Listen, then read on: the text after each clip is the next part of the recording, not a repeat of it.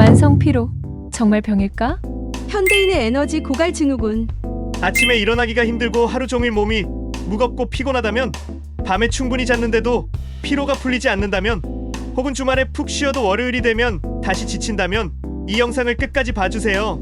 오늘 우리가 다룰 주제는 현대인의 80% 이상이 경험한다는 만성 피로입니다. 과연 이것이 단순한 게으름일까요? 아니면 정말로 치료가 필요한 질병일까요? 스트레스와 호르몬, 수면의 삼각관계부터 실제로 효과가 있는 회복 루틴까지 모든 것을 과학적 근거와 함께 파헤쳐보겠습니다. 만성 피로, 정말 병인가? 먼저 가장 중요한 질문부터 답해보죠. 만성 피로가 정말 질병일까요? 결론부터 말하면 네, 정말로 질병입니다.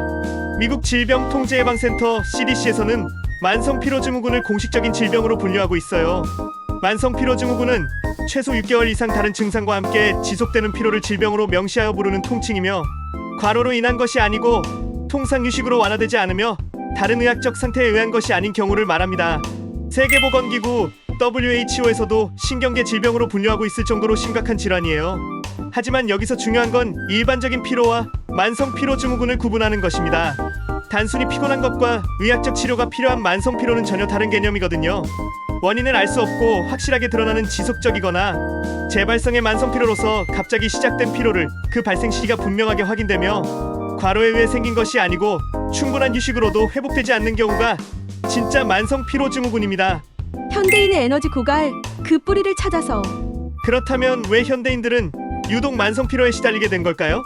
이것은 정말 복합적인 문제예요. 우선 현대 사회의 구조적 문제들을 살펴봐야 합니다. 스문의 시간 연결된 디지털 환경, 끊임없는 정보 과부하, 불규칙한 생활 패턴, 만성적인 스트레스 상황들이 우리의 에너지 시스템을 서서히 고갈시키고 있어요. 의학적으로 보면 만성 피로의 유발 요인으로는 바이러스 감염, 면역학적 이상, 신경호르몬계 이상, 중추신경계 이상, 정신적인 요인 등이 있습니다. 특히 주목할 점은 이 모든 요인들이 서로 연결되어 있다는 사실이에요. 스트레스와 호르몬 분비를 교란시키고 호르몬 불균형이 수면의 질을 떨어뜨리며 나쁜 수면이 다시 스트레스를 증가시키는 악순환의 고리가 형성되는 거죠. 현대인의 만성 피로를 에너지 고갈 증후군이라고 부르는 이유가 여기에 있어요. 마치 스마트폰 배터리가 빨리 닳듯이 우리 몸의 에너지 시스템도 과부하로 인해 제대로 충전되지 않고 있는 상태인 거예요. 스트레스와 호르몬의 위험한 춤. 이제 만성 피로의 핵심 메커니즘을 파헤쳐볼까요? 그 중심에는 바로 스트레스 호르몬인 코티솔이 있습니다. 코티솔은 콩팥의 부신피질에서 분비되는 호르몬으로 주로 외부의 스트레스와 같은 자극에 맞서 몸이 최대의 에너지를 만들어낼 수 있도록 하는 과정에서 분비됩니다. 정상적인 상황에서는 아침에 높았다가 저녁에 낮아지는 일정한 리듬을 가지고 있어요. 하지만 만성적인 스트레스 상황에서는 이 시스템이 완전히 망가집니다. 코티솔이 과도하게 분비되면서 혈당을 높이고 면역 시스템을 저하시키며 탄수화물, 단백질, 지방의 대사를 교란시켜요. 더 심각한 건 장기간 코티솔이 과다 분비되면 부신이 지쳐서 오히려 코티솔 분비가 부족해지는 상태가 되는데, 이를 부신 피로라고 부르기도 해요. 부신이 제 기능을 하지 못하면 피로, 저혈압, 체중 감소 등을 초래할 수 있으며, 이것이 바로 만성 피로의 핵심 메커니즘 중 하나입니다. 스트레스와 호르몬을 망가뜨리고 망가진 호르몬이 우리 몸 전체의 에너지 시스템을 고장내는 거죠. 수면, 에너지 회복의 황금 시간. 세 번째 핵심 요소는 바로 수면입니다. 수면은 단순히 피로를 푸는 시간이 아니라 우리 몸이 에너지를 재충전하고 손상된 세포를 복구하며 호르몬 밸런스를 맞추는 황금 시간이에요. 특히 깊은 잠을 자는 동안 성장 호르몬이 분비되어 근육을 회복시키고 면역 시스템을 강화하며 뇌에서는 독소를 제거하는 청소 작업이 이루어집니다. 하지만 현대인들의 수면은 질과 양 모든 면에서 문제가 있어요. 블루라이트 노출로 인한 멜라토닌 분비 장애, 불규칙한 수면 패턴, 스트레스로 인한 얕은 잠, 카페인과 알코올의 과다 섭취 등이 수면의 질을 떨어뜨리고 있습니다. 수면 부족이 만성화되면 코티솔 분비 패턴이 더욱 교란되고 식욕 조절 호르몬인 렙틴과 그렐린의 균형도 깨져서 식욕이 증가하고 체중이 늘어나며 인슐린 저항성까지 생겨 당뇨병 위험도 높아져요. 결국 수면 부족이 만성 피로를 악화시키는 악순환이 계속되는 거죠. 만성 피로, 이렇게 극복하세요. 과학적 회복 전략. 그렇다면 이런 만성 피로에서 어떻게 벗어날 수 있을까요? 만성 피로 증후군의 원인이 명확하지 않기 때문에 치료 방법도 확립되어 있지 않습니다만, 현재까지 증상의 호전에 도움이 되는 것으로 알려져 있는 몇 가지 전략들이 있어요. 첫 번째, 수면 위생 관리입니다. 매일 같은 시간에 잠들고 일어나는 것부터 시작하세요. 잠들기 2시간 전에는 블루라이트를 차단하고 침실 온도를 18에서 20도로 유지하며 카페인은 오후 2시 이후에는 피해주세요. 특히 주말에도 평일과 같은 수면 패턴을 유지하는 것이 중요해요. 두 번째, 스트레스 관리 시스템을 구축하세요.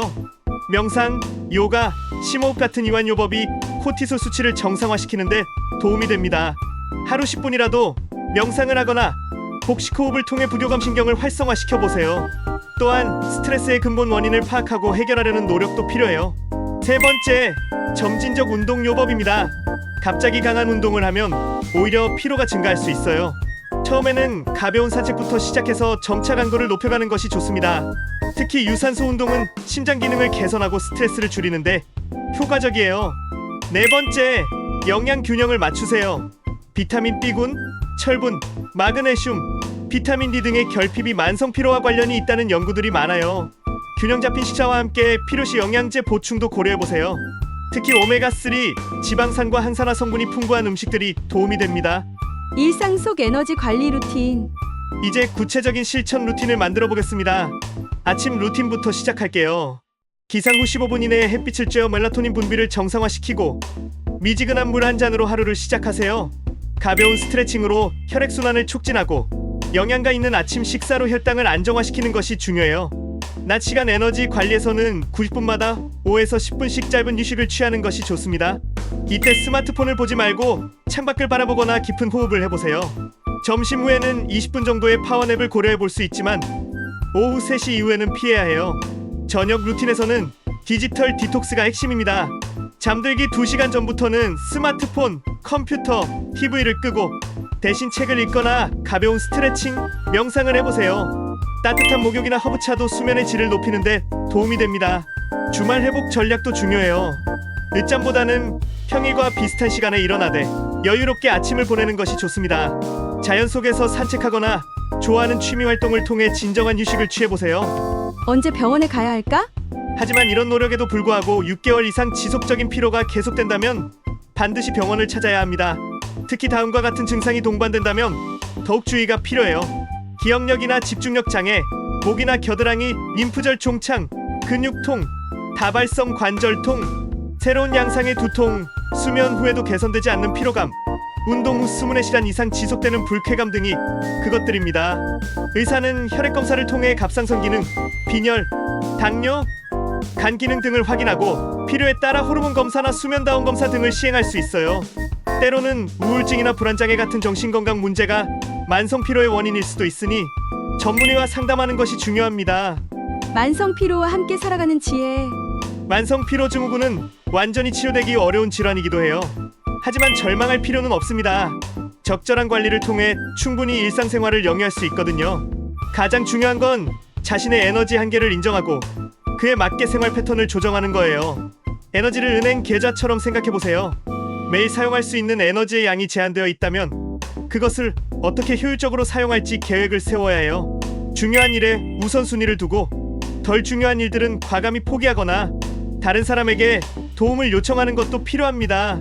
또한 주변 사람들의 이해와 지지도 중요해요.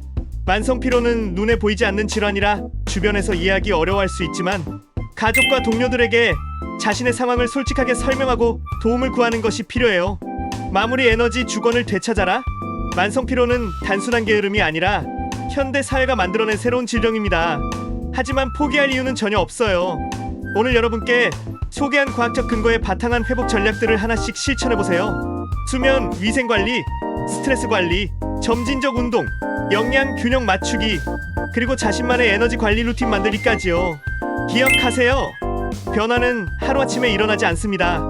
하지만 꾸준한 노력과 인내를 통해 반드시 에너지 주권을 되찾을 수 있어요. 여러분의 몸이 보내는 신호에 귀 기울이고 자신에게 맞는 회복 방법을 찾아가다 보면 분명히 더 활기찬 일상을 되찾을 수 있을 거예요. 오늘 영상이 만성 피로로 고생하고 계신 모든 분들에게 희망이 되었기를 바랍니다. 좋아요와 구독은 저에게 큰 힘이 되고 댓글로 여러분의 경험과 회복 팁도 공유해주세요. 다음 영상에서는 스트레스 호르몬 코티솔을 자연스럽게 낮추는 구체적인 방법들을 다뤄보겠습니다. 여러분 모두 건강하고 활기찬 하루 되세요.